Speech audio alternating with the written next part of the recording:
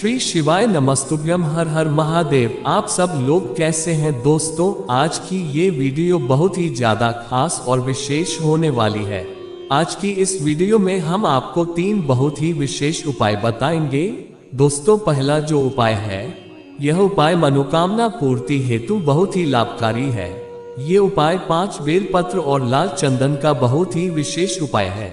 दूसरा जो उपाय है, ये उपाय अगर आपके घर में आर्थिक तंगी रहती है तो इस उपाय को करने से घर की आर्थिक तंगी से छुटकारा मिलेगा। तीसरा जो उपाय है, ये उपाय शहद और लाल चंदन का विशेष उपाय है। इस उपाय को करने से घर में सदा सुख शांति बनी रहती है। अगर आपके घर में लड़ाई झगड़े गृह कलेश हो रहे हैं तो इन उपायों को आप सप्तमी तिथि के दिन करके अपने जीवन के समस्त संकट को दूर कर सकते हैं।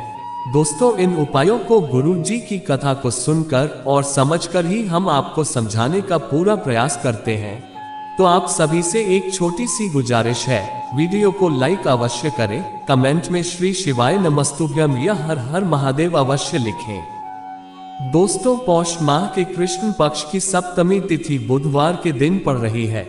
सप्तमी तिथि के दिन अगर आप इन उपायों को करते हैं तो आपको बहुत ही शुभ फल की प्राप्ति होती है। आपकी सभी मनोकामनाएं परिपूर्ण हो जाएगी। दोस्तों, 17 जनवरी दिन बुधवार को 2 बहुत ही दिव्य और शुभ योग भी बना रहे हैं। पहला शुभ योग शिव योग बन रहा है। ये शुभ योग 3:54 से 5:12 तक रहेगा। अगर आप शिव योग में इन उपायों को करते हैं तो आपकी जो भी मनोकामना है वो मनोकामना बहुत जल्द ही परिपूर्ण हो जाएगी। दोस्तों, दूसरा जो योग बन रहा है, सिद्ध योग बन रहा है। सिद्ध योग 5:15 से लेकर 10:59 रात्रि तक रहेगा। अगर आप इन 2 शुभ योग में पूजा पाठ करते हैं तो आपको महादेव की विशेष कृपा प्राप्त होगी।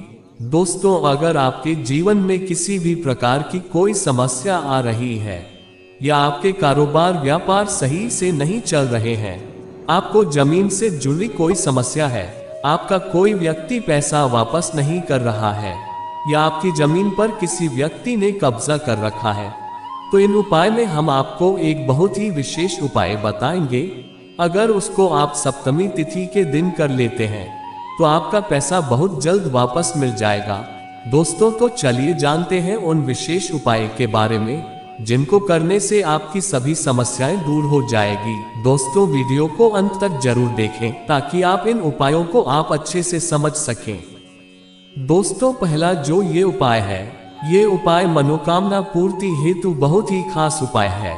दोस्तों, अगर आपकी मनोकामना काफी दिनों तक परिपूर्ण नहीं हो रही है तो आप पौष मास के कृष्ण पक्ष की सप्तमी तिथि के दिन अगर आप ये उपाय करते हैं तो आपकी कैसी भी कोई मनोकामना हो, वह मनोकामना बहुत ही जल्द परिपूर्ण हो जाएगी। दोस्तों, अगर आपकी जमीन पर किसी ने जबरदस्ती कब्जा कर लिया है या कोई व्यक्ति आपके पैसे वापस नहीं कर रहा है या आप किसी कोर्ट कचहरी के चक्कर में फंसे हुए हैं, तो इस उपाय को करने से आपके सभी समस्याएं दूर हो जाएगी।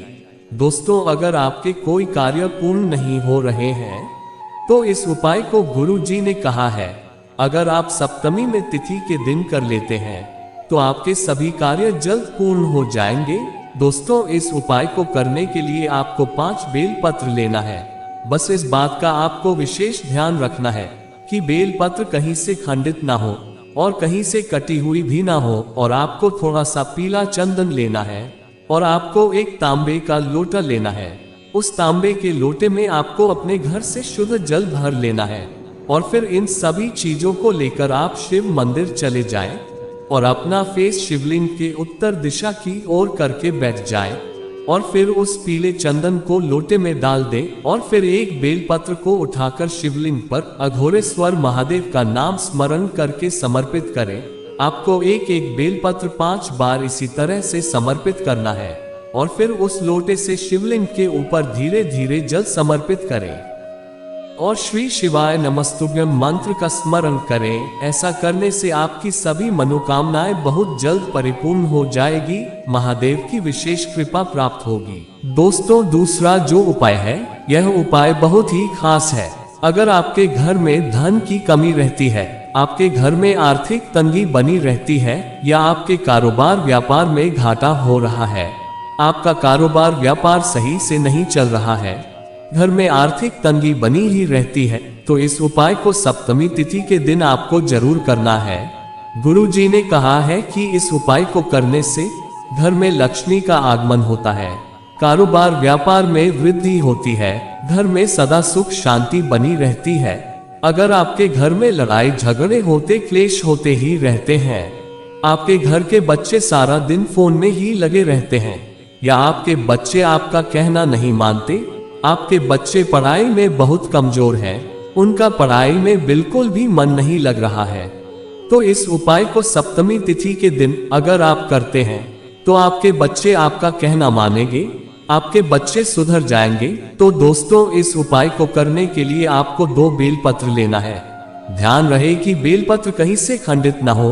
अगर आपको बेलपत्र नहीं मिल रहे हैं तो आप शिवलिंग पर चढ़े हुए बेलपत्र उठाकर उन्हें अच्छे से धोकर शिवलिंग पर फिर से समर्पित कर सकते हैं दोस्तों। और आपको थोड़ा सा लाल चंदन लेना है और आपको एक तांबे के लोटे में अपने घर से शुद्ध जल भर लेना है और फिर इन सभी सामग्री को लेकर शिव मंदिर चले जाएं और अपना फेस उत्तर दिशा की ओर करके शिवलिंग के पास बैठ जाएं और फिर उस बेलपत्र की बीच वाली पट्टी में चिकनी सतह की तरफ लाल चंदन से ओम लिख देना है। आपको दोनों बेलपत्र की पत्ती पर चिकनी सतह की तरफ ओम लिख देना है और फिर एक बेलपत्र को उठाकर माता अशोक सुंदरी जी को समर्पित करें और फिर दूसरी बेलपत्र को शिवलिंग के ऊपर समर्पित करें। दोस्तों, जब भी आप बेलपत्र समर्पित करें तो बेलपत्र की जो चिकनी सतह होती है वह शिवलिंग से लगी होनी चाहिए। इस बात का विशेष ध्यान रखें और फिर उस लोटे को उठाकर थोड़ा सा जल माता अशोक सुंदरी को समर्पित करें और फिर उस लोटे से शिवलिंग के ऊपर कुंडकेश्वर महादेव का नाम लेकर जल समर्पित करें। और आपके घर के जो बच्चे आपका कहना नहीं मानते, आपकी जो भी समस्या है, महादेव से कह दें और फिर प्रार्थना करें। बाबा आपकी सभी समस्याएं बहुत जल्द दूर कर देंगे। दोस्तों, तीसरा जो उपाय है यह उपाय बहुत ही खास है। अगर आपके घर में किसी भी प्रकार की कैसी भी कोई समस्या है, चाहे आपके घर में लड़ाई झगड़े हो रहे हो या आपके घर में सुख शांति नहीं रहती है, आपके घर में बहुत दरिद्रता रहती है, घर में पैसों की बहुत समस्याएं बनी रहती है, आपके घर में आए दिन कोई ना कोई व्यक्ति बीमार होता रहता है, तो गुरुजी ने कहा है कि इस उपाय को करने से घर में सदा सुख शांति बनी रहती है, घर के सभी सदस्यों का स्वास्थ्य अच्छा रहता है, घर से रोग बीमारी की समस्याएं दूर हो जाती हैं। तो इस उपाय को आप सभी को सप्तमी तिथि के दिन जरूर करना चाहिए।